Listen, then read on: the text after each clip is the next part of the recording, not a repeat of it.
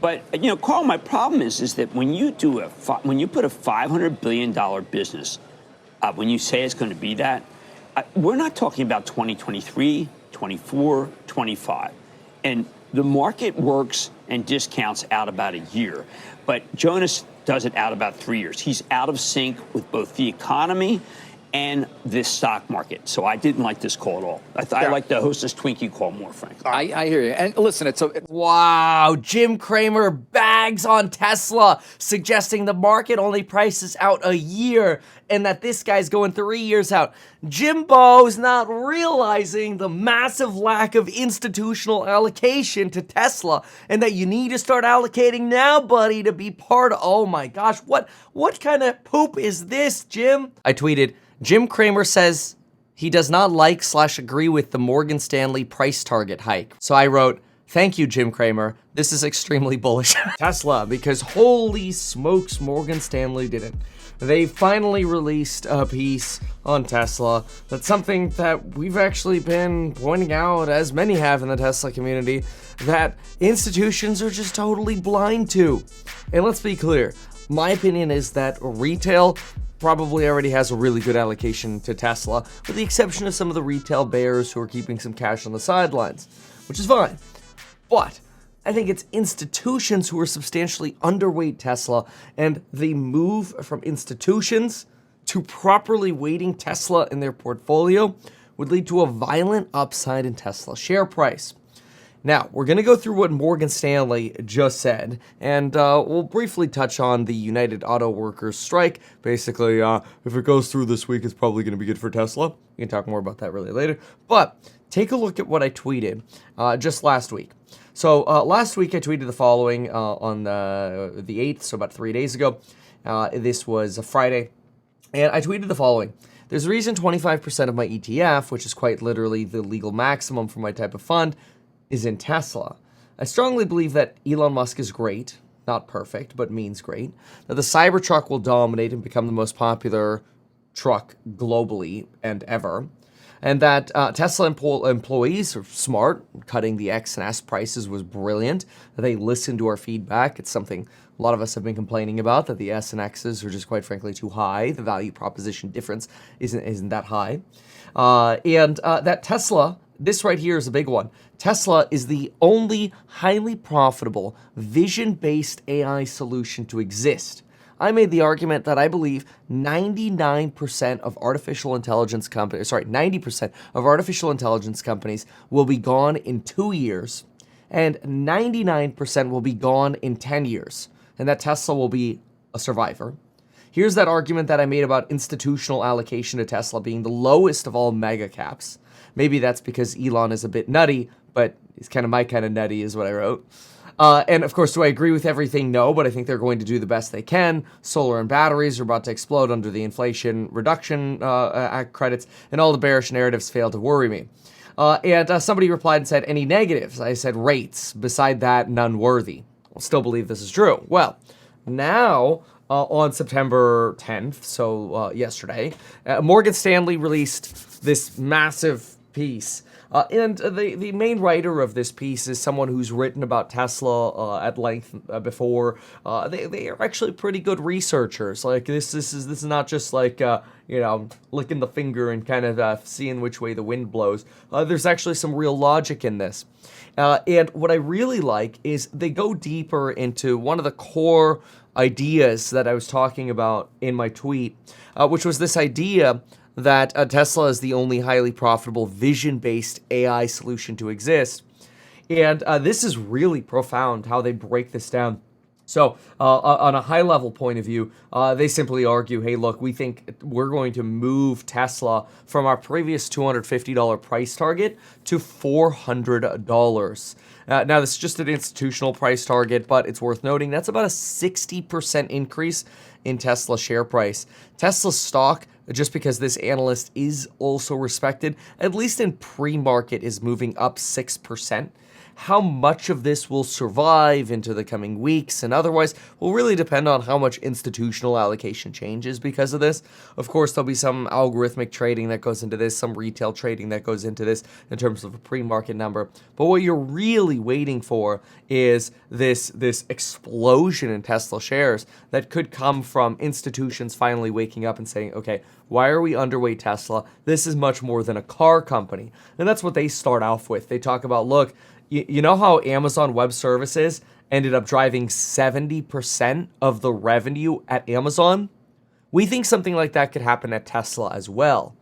And what's worth noting about that is Tesla's revenues from AI are really low right now, probably, somewhere around less than 20%, certainly under 20% of Tesla's total revenues coming from actual artificial intelligence and recognizing, FSD revenues. And it also, of course, depends on which quarter you're kind of looking at, because sometimes they recognize a little more. Like I think Q1 of this year, they were recognizing some more, which maybe represented a larger percentage. But on an annual basis, they're still recognizing a very low percentage of their revenues coming from FSD. And we know that FSD and autonomy are extremely high margin. And this really creates what Morgan Stanley starts talking about, this flywheel of profit, basically, for Tesla. And so we'll look at that in just a moment. But take a look at this. Tesla's management has talked about how they need as much compute power as they can currently get their hands on because they can't physically secure enough chips to train the artificial intelligence that they need. And this isn't to say that when they go out and buy as many NVIDIA GPUs as they can, it's not to say that their own in-house designed, application-specific integrated circuit, ASIC, AI ASIC, is not good or better than NVIDIA. It's just Tesla has so much demand for computing, vision-based artificial intelligence data, that they need everything they can get their hands on now to really get the release of FSD 12 out. FSD 12, by the way, worth remembering, is really special because FSD 12 is really getting rid of the old way of doing artificial intelligence, which was let's start with vision-based systems that are labeled by humans, and then let's try to get the computer to take the efforts that humans have done, saying this is a stop sign, this is a red light, this is what this sign means, this is the stop line on the road, whatever. Instead of going, instead of taking this sort of a auto-labeling approach, they call it, again, humans sort of gave a little heads up, and then the car's like, I think this is a stop sign, right? And then we can sort of confirm it. Going into this basically retrained version, which we've talked about previously as well, this completely retrained, bottom-up trained version of artificial intelligence for FSD using, instead of this auto-labeling technique, a technique that says, just go out there and learn how to drive, which initially sounds really scary. It's like, wait a minute, that sounds terrible. That sounds like it's going to take a long time. But Morgan Stanley actually makes the argument that it's going to happen surprisingly quickly because of not only the number of vehicles on the road that Tesla can learn from, whether or not they're using FSD. Tesla can learn from all this, what Morgan Stanley calls light years of data they're collecting. Tesla can collect all of this and then learn from that and teach FSD 12. So in other words, the drivers themselves are not auto-labeling, they are robots, literally teaching the robot. In other words, every Tesla driver is the robot doing the teaching work. And a lot of people were freaking out when, it was either earlier this year or last year, Tesla was actually laying off people in their labeling division. And now people are starting to go, oh my gosh, artificial intelligence has replaced artificial intelligence labeling jobs. Yeah, that's how far along Tesla's artificial intelligence is. And this whole FSD thing is so undervalued by the market. It's really incredible. But that's probably also in part because a lot of institutional investors and fund managers, I hate to say it, but there is an age element here. Okay, you get older people who are like, I ain't trusting the damn car. I've been driving 50 damn years. You think I'm gonna trust a computer to do it? Hell no. I can't even get a computer to turn on without having to restart it. like you're gonna have some element of that, right? And so there's gonna be a come to Jesus moment here at some point. But anyway, let's keep going through this particular piece. Since we're gonna be going through some numbers here, I do want to just bring your attention to this date right here. Today's obviously 9/11. It's a day that'll really live in my memory forever. I remember being a child and getting ripped out of school because of that day. I was in 4th grade at that time. But one thing that I want to remind you of is that on 9/15, we're having one of the biggest expirations ever of a coupon code for the programs on Building Your Wealth. If you like my perspective, my research that I do on fundamental analysis, earnings calls, real estate analysis, you want to do Q&A with me, join me in those course member live streams, learn from me, learn my perspective in those courses on Building Your Wealth. Most popular still right now is the Stocks and Psych, followed by, surprisingly getting more popular here, maybe unsurprisingly, the 0 to Mill real estate investing course, followed, of course, by the wealth course. And a lot of people are bundling either these 2 or these 3. We have some other niche products as well, like the do-it-yourself property management, which we finally got our builder relationship back, which is really cool. It gives massive discounts for using a big box store that I will not mention here, but it's kind of like Home Depot. We get some massive discounts there for all course members. We're releasing that this week as well after that expiration. So anyway, take a look at that, linked down below. Okay, so what do we have over here? So the forces that have driven 70% of Amazon's EBIT can work at Tesla as well. Okay, great. What's so powerful? Well, really, it's the D1 chip in the Dojo ecosystem that'll actually potentially be 6 times as powerful as the NVIDIA GPUs. Now, Morgan Stanley makes it clear here that they're more evaluating Tesla's 6x efficiency claim based on what Tesla's saying, that Morgan Stanley did not independently verify that 6x claim. So they're basically saying, hey, look, if it is true that Dojo is 6 times as good, quite frankly, even if it's just like 3 times as good, Tesla's ability to highly vertically integrate here by capturing the data with the robots basically driving the cars, us humans being those robots, combining the chip talent with vertical integration, the software that they have, unlimited access to capital, and how this is all vertically integrated in one company is absolutely an obscene opportunity for Tesla to generate massive amounts of revenue. And this is what they call the flywheel effect, where on one side, the lower they can get the cost for manufacturing cars, the more they can get cars on the road, which creates not only more cameras that are picking up data, but remember, you got to remember the most important part, Tesla should be paying its drivers basically because of the value they're giving Tesla, or just buy Tesla stock. But anyway, the drivers, the more people, the more, this is why Elon's like, we could sell the cars for no margin. He needs butts and seats training the damn car. Even when you have FSD on, Tesla drivers will know this. Even when you have full self-driving on and you're driving, you know how sometimes Tesla is kind of like slow off the start, off the stop sign, off the light, or it's like, all right, come on, turn right already. Like you stopped, turn right, let's go. What you can do is while it's on full self-driving, or not, it's going to learn both ways, you could tap the gas a little bit and kind of like, okay, go. So you can accelerate without disengaging the system, right?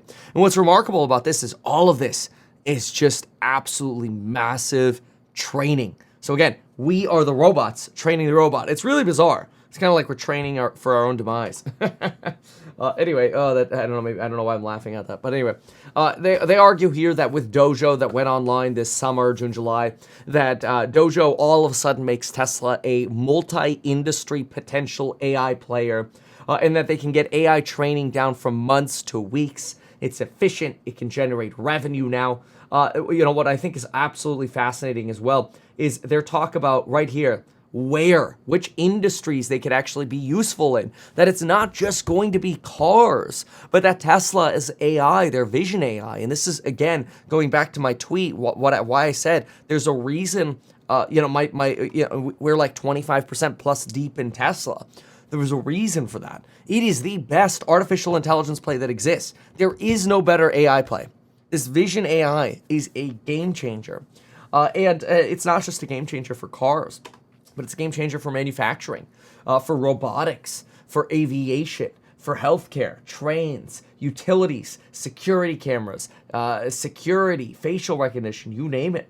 This is absolutely some incredible training. Also, think about facial recognition for a moment.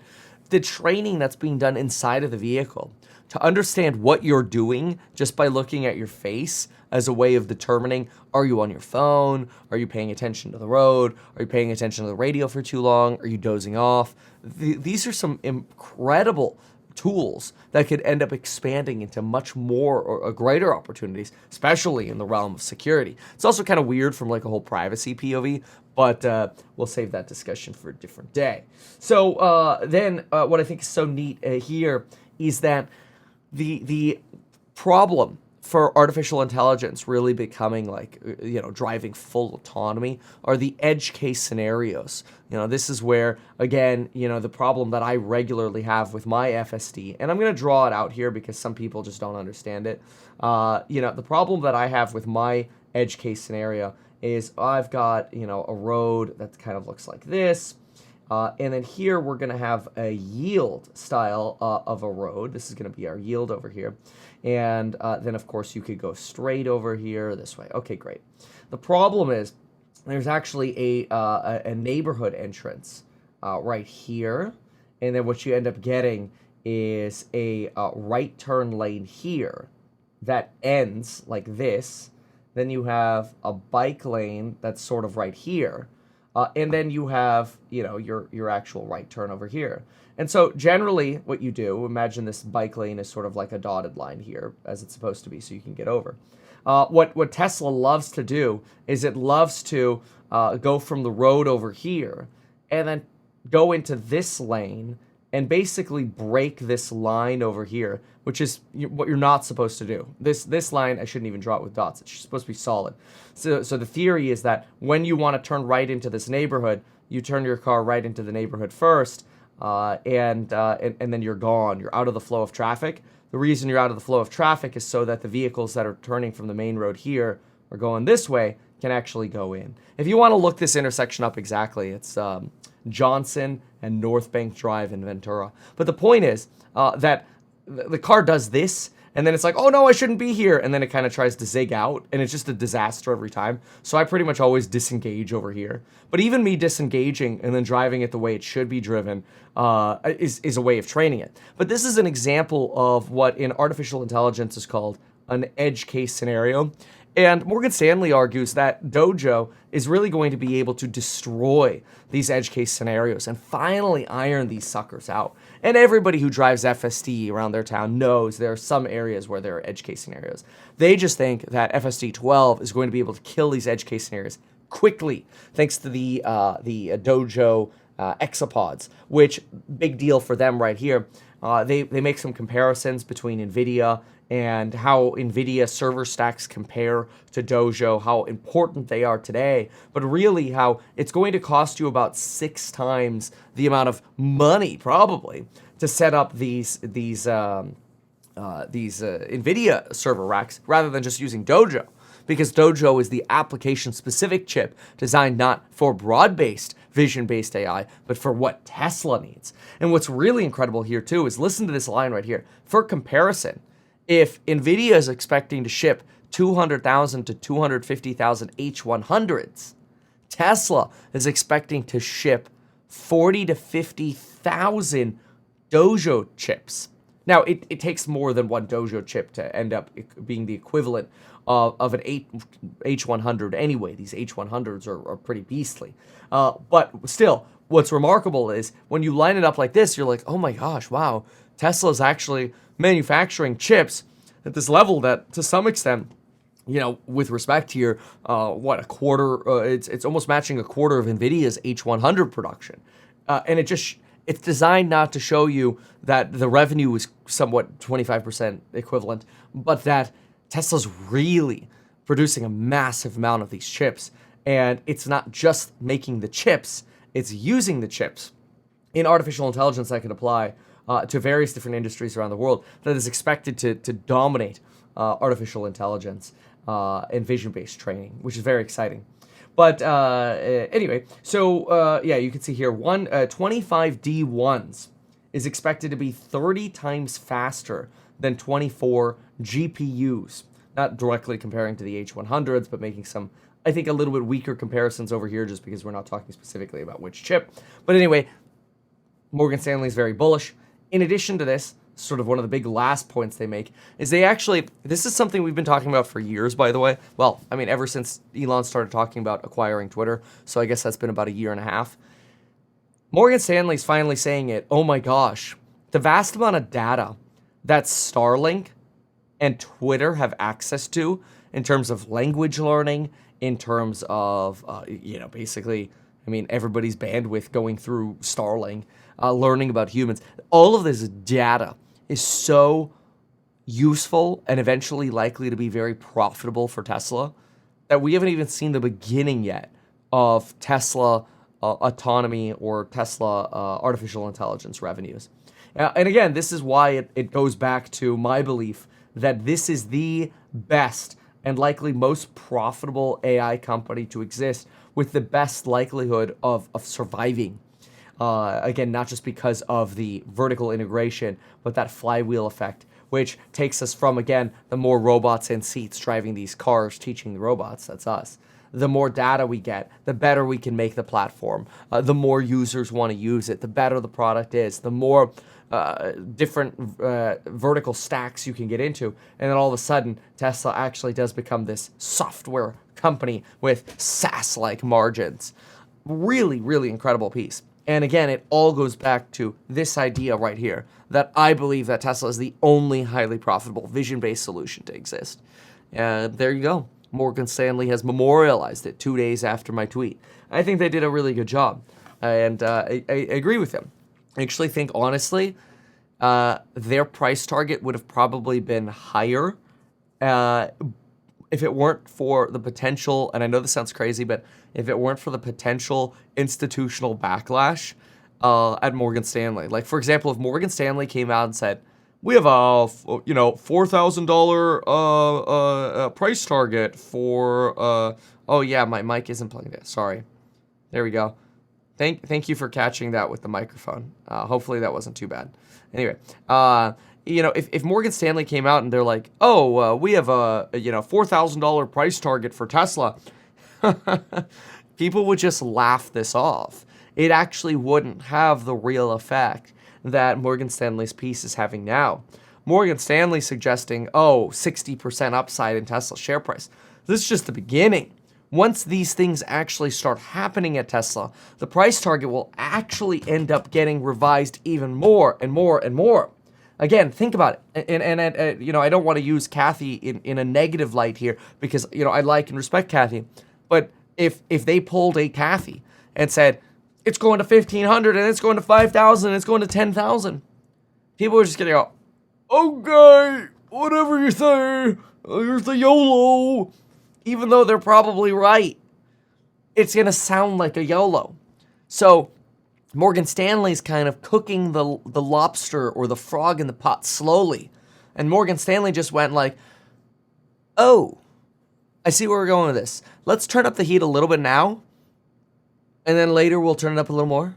We'll go from 400 to 600 to 690 to 800 to 1,000, right? And slowly turn it up. They'll actually have more respect than we're going to 10,000. Again, even though that's probably just being more transparent and upfront, Morgan Stanley is setting it up to actually be palpable by I ain't trusting a damn computer. So anyway, that's my take on the wildness of this Morgan Stanley piece and Tesla. So thanks for watching that take on Tesla. Make sure to remember, mark your calendar for September 15th. If you want to get into House Hack, we are starting House Hack exclusively for course members in this fundraise round. And if we max out, because there's an SEC limit in terms of how much we can raise, that's it. That means only course members will end up getting the one-to-one valuation of the vanguard of real estate. So it's yet another reward for course members. We also have course members who are able to shadow me for a substantially discounted price, which is really exciting. Pretty much every course member who comes shadow me is like, oh my gosh, this is what you guys actually do in a day. They're just like I thought you were just a YouTuber, and then I come here and see this. It's really cool. So you could see all these things by going to meetheaven.com. Learn more about what I do and how I provide value. So check that out. and look forward to seeing you there. Why not advertise these things that you told us here? I feel like nobody else knows about this. We'll try a little advertising and see how it goes. Congratulations, man. You have done so much. People love you. People look up to you. Kevin Paffrath there, financial analyst and YouTuber. Meet Kevin. Always great to get your take.